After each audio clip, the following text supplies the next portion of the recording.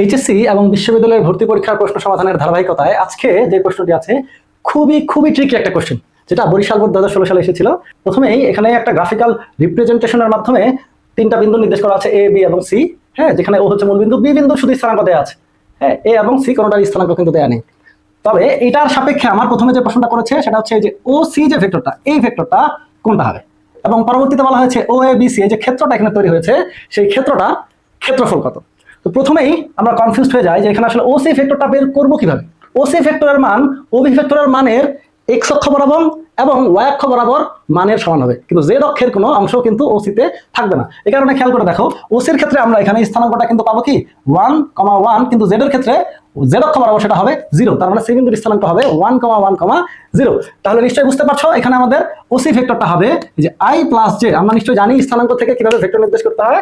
তাহলে এটা হচ্ছে যেহেতু এক্স অক্ষ বরাবর এর মান 1, তাহলে এটা হবে আই, আর ওয়াই অক্ষ বরাবর যেহেতু এর মান 1, সুতরাং ওয়াই অক্ষ বরাবর হবে জে, তাহলে হচ্ছে আই প্লাস জে।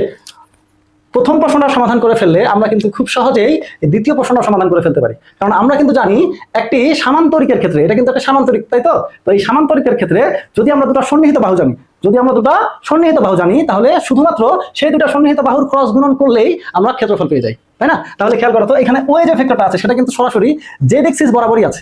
তাহলে এই যে বাহুগুলো আছে, এই বাহুগুলোর ক্ষেত্রে ওয়ে এটার মান যদি আমরা চিন্তা করি, সেটা সরাসরি শুধুমাত্র জেড অক্ষ বরাবরই থাকতেছে, সুতরাং এখানে শুধুমাত্র কে ভেক্টর থাকবে। এই এ বিন্দুর স্থানাঙ্ক যদি চিন্তা করি, সেটা কিন্তু 0,0,1 হবে, কারণ এটা এক্স অক্ষ এবং ওয়াই অক্ষ বরাবর এর কোনো মান নেই, শুধু জেড অক্ষ বরাবরই আছে এবং যেটার মান 1, তাই এই ভেক্টরটা হবে শুধুমাত্র কে ভেক্টর। তাহলে আমরা এখানে যদি একটু সুন্দর করে লিখি, দুইটা সন্নিহিত বাহু, একটা হচ্ছে আমার ওসি যেটা হচ্ছে আই প্লাস জে ভেক্টর, এবং আরেকটি হচ্ছে ও এ যেটা হচ্ছে কে ভেক্টর।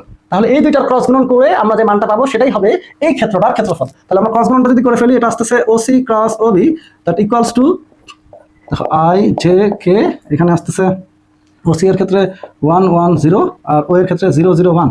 তাহলে আই 1 - 0 মাইনাস জে, এর বেলায় আসতেছে 1 - 0 প্লাস কে, কে এর বেলায় 0 - 0। সুতরাং এখান থেকে আসতেছে আই মাইনাস জে, অর্থাৎ আমাদের ক্রস গুণন যেটা বের হয়েছে সেটা হচ্ছে আই মাইনাস জে। তাহলে এটার মানটা বের করবো কিভাবে?